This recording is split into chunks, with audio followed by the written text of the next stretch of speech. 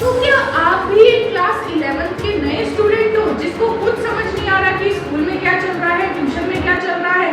तो welcome back to my channel. मैं हूं आपकी सोनम मैम और आपका ग्रैब एंड गेन में मैं स्वागत करती हूं। और आज हम कुछ रियलिटी चेक्स पे बात कर रहे होंगे।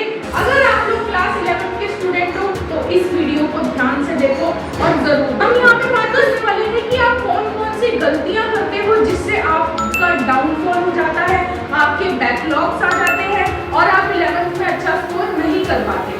देखो, सबसे पहले आप लोगों को ये बात समझनी होगी कि 10th से 11th क्लास में आना एक जंप है, ठीक है। अब इस जंप को अगर आप ब्रिज ओवर करना चाहते हो, मेंटेन करना चाहते हो, तो कुछ ऐसी गलतियां हैं जो आपको नहीं दोहरानी। सबसे पहली गलती जो आप लोग करते हो, आपको ये लगता है आप ना क्लास 11th को लाइटली लेते हो। आपको ये लगता है कि 10th में तो मैंने बिना पढ़े इतना अच्छा स्कोर कर लिया तो मैं 11th में भी कर लूंगा। भैया, बहुत बड़ी गलतफहमी है, ऐसा नहीं होता, ठीक है जी। आपको क्या करना है, जैसे आप क्लास 11th में 80% मार्क्स लाने के लिए आपने जितनी मेहनत की थी क्लास 10th में, उससे 5 गुना ज्यादा मेहनत आपको क्लास 11th में करनी पड़ेगी, तब जाके आपके क्लास 11th में 80% आएंगे। सिलेबस ब्रॉड है, ठीक है, मेहनत ज्यादा करनी पड़ेगी। और इसमें ऐसा नहीं होता कि आपने कॉन्सेप्ट पढ़ लिया 10th क्लास की तरह तो आपसे क्वेश्चन बन जाएंगे, नहीं। कभी कभी ऐसा भी हो जाता है, अगर आपने कॉन्सेप्ट समझ रखा है ना, अच्छे से पढ़ रखा है, तो भी आपसे क्वेश्चंस नहीं बनते। तो वहाँ पे क्या क्या हमारी गलतियाँ होती है, क्या क्या चीज़ें हम दोहराते हैं, उनको समझेंगे आज सबसे पहले। तो पहली गलती जो आप लोग करते हो, आप लोग क्लास 11 को बहुत लाइटली लेते हो, जो आपको नहीं लेना। दूसरी गलती जो आप लोग करते हो, कोई फिक्स टाइम टेबल ही नहीं है, पता ही नहीं है किस दिन क्या पढ़ना है, मंडे को क्या पढ़ना है, ट्यूसडे को क्या पढ़ना है, कितने बजे पढ़ना है, एक दिन में कितना सिलेबस कवर करना है, कितने महीने में क्या करना है, आपको क्लैरिटी ही नहीं है। उस क्लैरिटी को अगर आप लाना चाहते हो तो भैया, मुझे पता है फिक्स टाइम टेबल बनना तो पॉसिबल नहीं है, क्योंकि फिक्स टाइम टेबल आज तक किसी का फॉलो नहीं हुआ। अब जो बच्चों की तरह टाइम टेबल बनाते हो आप लोग और उसमें लिख देते हो कि इतने बजे मैं डिनर करूंगा, इतने बजे मैं मार्केट जाऊंगा, तो भैया डिनर का कोई टाइम होता है? एक बात बताओ, कभी आप 9 बजे डिनर कर रहे होंगे, कभी 8:30 बजे, कभी 9:30 बजे। तो ये चीजें बच्चों वाली हैं और अब आप हो चुके हो बड़े, तो आपको इन बातों का ध्यान रखना होगा। तो सबसे पहले तो आपकी फिक्स्ड डायरेक्शन होनी चाहिए, आपके फिक्स्ड गोल्स होने चाहिए, चाहे वो वीकली गोल्स हो। मैं अभी भी कह रही हूँ, टाइम टेबल आप लोगों को नहीं बनाना, आपको प्लानर बनाना है, आपको गोल्स बनाने हैं। मेरा वीकली ये गोल है, मैं इस वीक में इतना सिलेबस कवर करूंगी, मैं अल्टरनेट डेज पे पढ़ूंगी, मैं इस वीक में ये वाला सब्जेक्ट करना चाहूंगी, मैं इस दिन ये सब्जेक्ट करना चाहूंगी। अपने हिसाब से अपना प्लानर बनाओ, और ये प्लानर किसी वीडियो का कॉपी नहीं होना चाहिए। मैं चाहती तो आपको प्लानर बना के यहाँ पे दे सकती थी, लेकिन हर किसी का अलग हिसाब किताब होता है, हर किसी की कैपेसिटी अलग होती है, तो सब अपनी कैपेसिटी के अकॉर्डिंग अपना खुद का प्लानर बनाए तो ज्यादा बेटर रहेगा।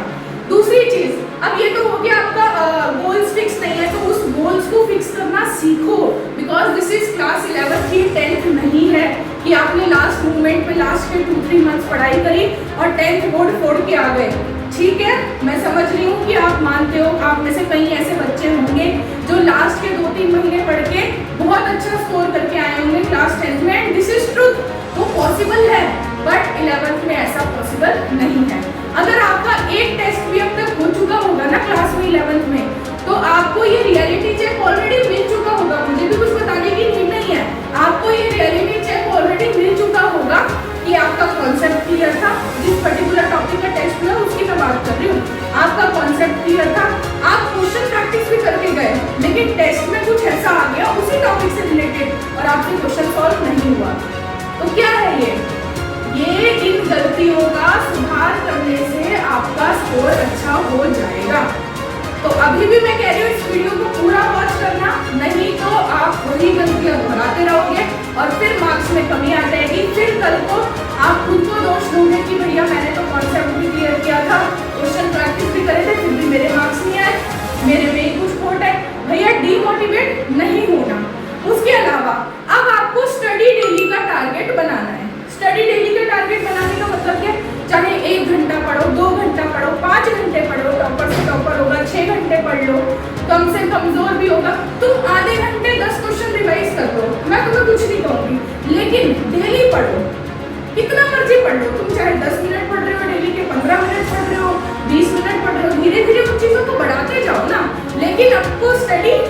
करनी है। अच्छा जी, ये तो हो गया तीसरा रियलिटी चेक। चौथी मैं बात करना चाहूंगी टाइम मैनेजमेंट। भैया आपका टाइम मैनेजमेंट की तो मैं बात ना ही करूँ तो अच्छा है, क्योंकि आपका जीरो टाइम मैनेजमेंट है। क्यों जीरो टाइम मैनेजमेंट है जी? आप अपना टाइम मैनेज ही नहीं कर रहे। आप आधे से ज्यादा समय खेलने जा रहे हो, फोन में गेमिंग कर रहे हो, यूट्यूब वीडियोस पे अपना टाइम वेस्ट कर रहे हो, रील्स स्क्रॉल कर रहे हो। भैया ठीक है, किसी टॉपिक पे आपको सर्च करना है, एक यूट्यूब वीडियो देखो, आप क्या करते हो उसी पर्टिकुलर टॉपिक पे डिफरेंट टाइप ऑफ वीडियोस को वॉच करने लग जाते हो। अब उससे प्रॉब्लम क्या होती है? आपका टाइम वेस्ट होता है। तो पांचवी चीज जो हमें ध्यान रखनी है दैट इज टाइम मैनेजमेंट। आपको टाइम मैनेजमेंट का ध्यान रखना है। नेक्स्ट रियलिटी चेक है ओवर कॉन्फिडेंस। तो जैसे आपने क्लास 10th में स्टडी की थी जिस चीज़ का आपको ओवर कॉन्फिडेंस है कि मैं लास्ट के 2-3 मंथ्स पढ़ा और उसके बाद मैं अच्छा स्कोर कर पाया, तो 11th में भी मैं ऐसा कर लूँगा, ऐसा नहीं होता। बिकॉज सिलेबस 10th के कंपैरिजन में 11th का बहुत ज़्यादा ब्रॉड है। बुक्स आपकी चेंज हो चुकी हैं, इतनी मोटी मोटी आपने बुक्स देखी नहीं होंगी। फिजिक्स में एस एल अरोड़ा, मैथ्स में भी different R D Sharma's, ML Agarwal भी यूज़ करते हैं कुछ लोग, NCERT exemplar, NCERT normal text book जो है, फिर केमिस्ट्री की हो गई, बायोलॉजी की हो गई, तो अलग अलग बुक्स हैं जो आपको पढ़नी पड़ेगी। अच्छा जी, लास्ट जो इसमें मैं बोलना चाहूँगी दैट इज सेल्फ डाउट्स। आपको खुद पे डाउट्स होने लगा है। ये जो आपके फर्स्ट पीरियोडिक टेस्ट हुए, फर्स्ट फॉर्मेटिव टेस्ट हुए, इसमें आपका स्कोर अच्छा नहीं आया जबकि आप कॉन्सेप्ट अच्छे से पढ़ के गए थे, तो इसका क्या रीजन है? इससे आपको सेल्फ कॉन्फिडेंस में दिक्कत आ रही है, इससे आपको सेल्फ डाउट होने लगे हैं, आपको क्लियर होने लगा है कि मैं तो 11th साइंस नहीं पढ़ सकता। तो 11th साइंस क्यों नहीं पढ़ सकते? आप मुझे एक बात बताओ, आपको मोटिवेशन की कमी आ रही है? किस चीज़ की कमी आ रही है? मोटिवेशन की कमी तो इस चैनल को सब्सक्राइब करो ना, यहाँ पे डेली जो वीडियोस आती है उनको वॉच करो ना। कब करोगे? जब 11th खत्म हो जाएगी तब करोगे। अभी टाइम है, अभी भी कुछ नहीं मिला है। जून आपका ऑलरेडी चल रहा है, जुलाई से आपका दोबारा से सिलेबस जो है वो रनिंग मोड में स्कूल्स में आ जाएगा, कोचिंग सेंटर्स में आ जाएगा। तो अभी भी आप लोगों के पास भरपूर टाइम है, आप अच्छे से पढ़ाई करके आगे बढ़ सकते हो। ठीक है, तो ये जितनी भी मैंने यहाँ पे मिस्टेक्स बताई, रियलिटी चेक्स बताए, इन पे ध्यान दो, इन पे फोकस करो, इन पे वर्क करो, अपने ऊपर वर्क करो, और ये सब करने के बाद मैं गारंटी देती हूँ आपको अच्छा स्कोर करने से कोई नहीं रोक सकता। अब एक लास्ट अनाउंसमेंट आप लोगों के लिए करना चाहूंगी। क्लास 11th वाले बच्चों के लिए लक्ष्य बैच 2026-27 स्टार्ट हो चुका है चैनल पे। लक्ष्य बैच 2026-27 इसमें क्या पढ़ाया जाएगा जी? इसमें क्लास 11th को 3 सब्जेक्ट्स यहाँ पे हम पढ़ाएंगे, केमिस्ट्री, फिजिक्स और मैथमेटिक्स, जिसमें से मैथमेटिक्स का कोर्स ऑलरेडी स्टार्ट हो चुका है। और अगर आप